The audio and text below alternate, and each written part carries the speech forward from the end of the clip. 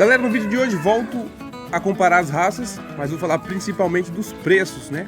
O que determina o preço de uma galinha de raça. Muita gente tem essa dúvida. Quando mostro as aves aqui, sempre aparece alguém perguntando: quanto vale um galo desse? Quanto vale uma galinha dessa? Então vou falar um pouco mais sobre isso nesse vídeo, dentre outros assuntos. Se gostar do vídeo, quiser ver mais como esse, deixe sua curtida, considere se inscrever no canal e ative as notificações para continuar recebendo conteúdo e ajudar o canal a crescer. Então, vamos lá.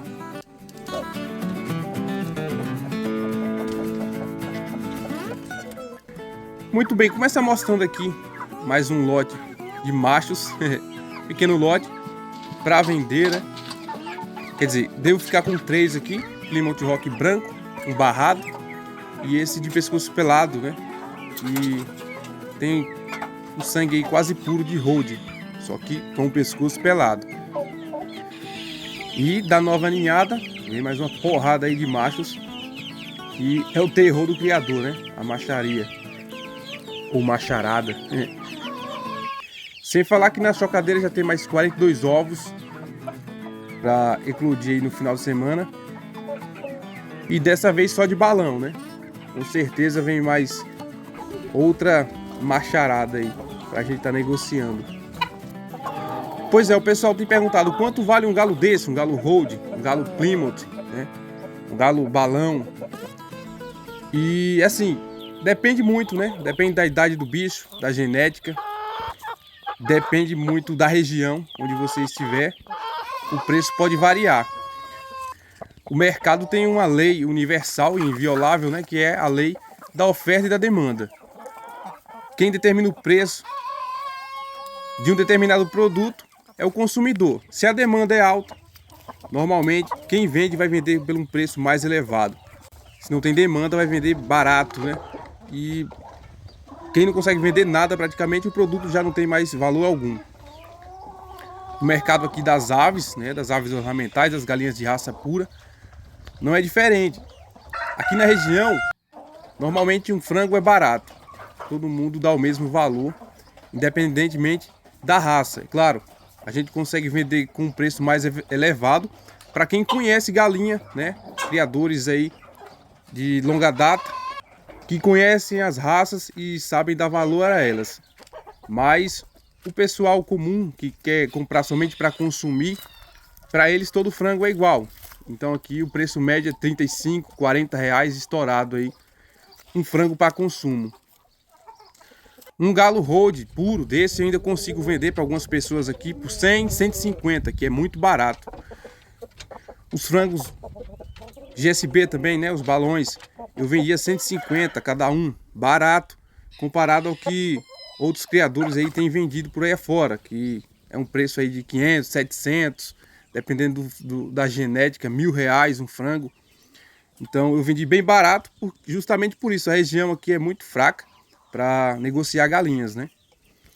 Normalmente, Brasil afora aí, um frango Rhode com uns 3, 4 meses no máximo aí, ele é vendido por R$150.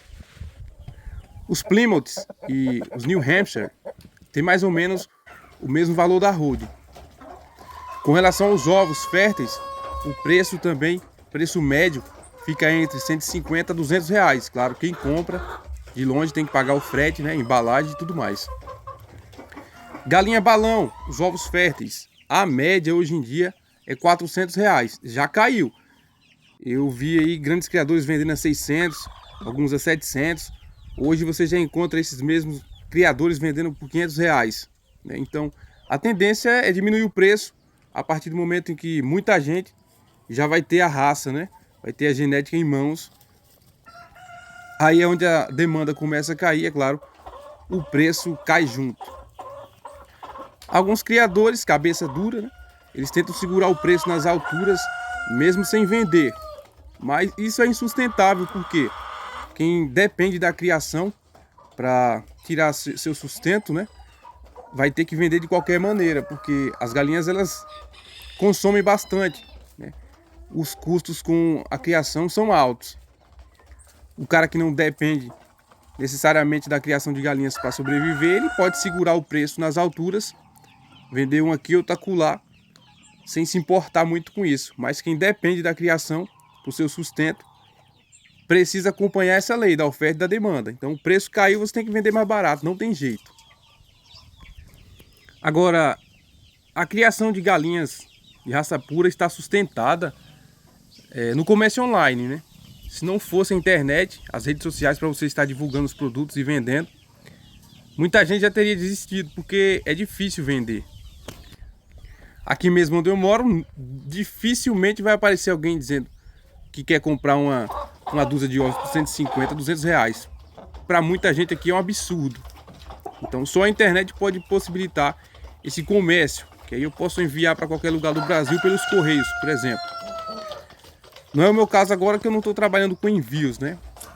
Só nas proximidades aqui, uma ou outra pessoa encomenda e vem buscar. E porque alguns criadores conseguem vender mais caro do que outros?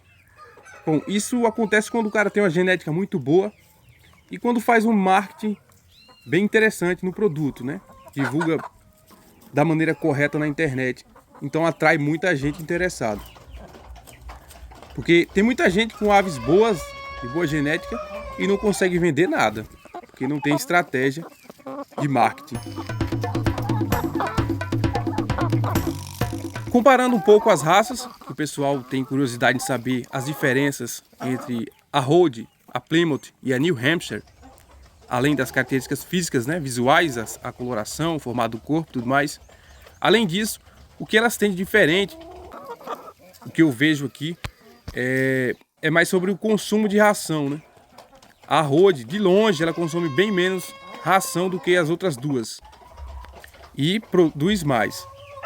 A Plymouth e a New Hampshire, elas têm um consumo muito parecido, comem bastante e a produção de ovos é quase igual. Mas a Plymouth, ela produz um pouco mais do que a New Hampshire. Questão de comportamento, Plymouth e New Hampshire, ambas são ariscas, não são muito mansas não, dóceis, né? A Rhode é mais dócil, por incrível que pareça. Embora os galos dessa raça tenham fama de ter um temperamento difícil, né? Serem mais estressados e até agressivos com os donos. As galinhas aqui, as Rhodes, elas são bem mansinhas. E como falei no começo do vídeo, o preço é praticamente o mesmo para as três raças. Se você for adquirir aí um casal jovem, 150 cada ave, né? Vai gastar 300 conto num casal de uns 3 meses. E os ovos também, uma dúzia de ovos 150 a 200 reais. É mais ou menos isso aí. Já vi alguns criadores vendendo um pouco mais caro, 300 reais, 350 a dúzia de Rhode, né? Mas hoje em dia é difícil você conseguir esse preço. Enfim, essas três raças são as que eu mais gosto, né? E eu pretendo fazer plantéis grandes delas. Tem esses franguinhos Plymouth novatos, né? Tem duas franguinhas também, Plymouth, que vamos ver se o Thompson consegue esperar aí por elas para acasalar, né? Assim, outra dúvida de um inscrito era sobre saber se uma galinha é de raça ou não, de uma determinada raça, né? Porque tem muito picareta que vende uma ave como se fosse de uma determinada raça e não é, é uma mestiça. Vejam bem, você tem que comparar fotos na internet, pega uma ave padrão, não é difícil de encontrar. Olha só aqui na prática, esses três Plymouths, né? Vejam que eles têm um padrão de cor. Esse daqui que nasceu da mesma ninhada não é. Esse aqui é mestiço. A pena é totalmente diferente. Então você comparando com outros três indivíduos da mesma raça, você chega a uma definição. Toda raça pura tem o padrão. O tipo de crista, né? A cor das pernas, o ângulo da cauda. Então não é difícil comparar. Quando o sangue não é puro, a ave exibe qualquer coisinha diferente, qualquer característica aí que está fora do padrão. Veja esse filho do Thompson que não é puro.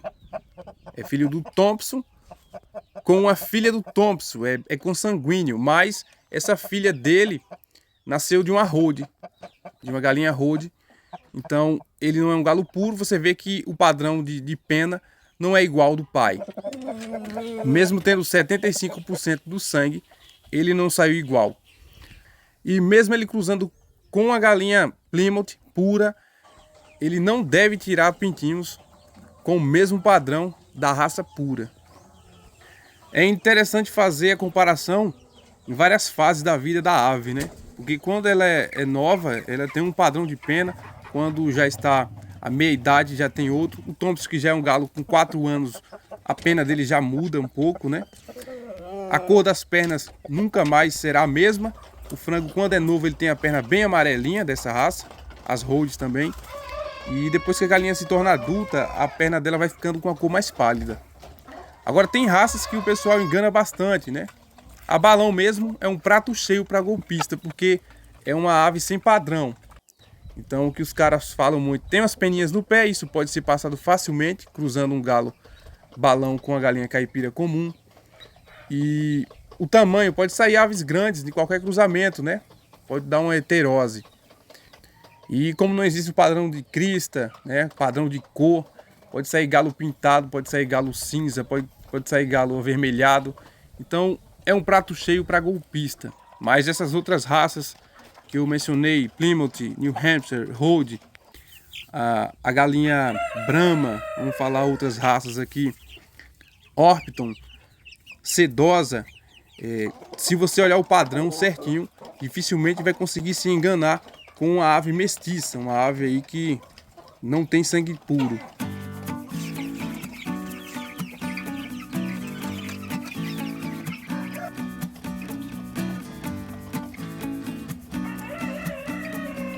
Bom, então é isso, eu espero que vocês tenham gostado do vídeo. Em breve trarei outro interessante. Um abraço a todos e fiquem com Deus. Tchau!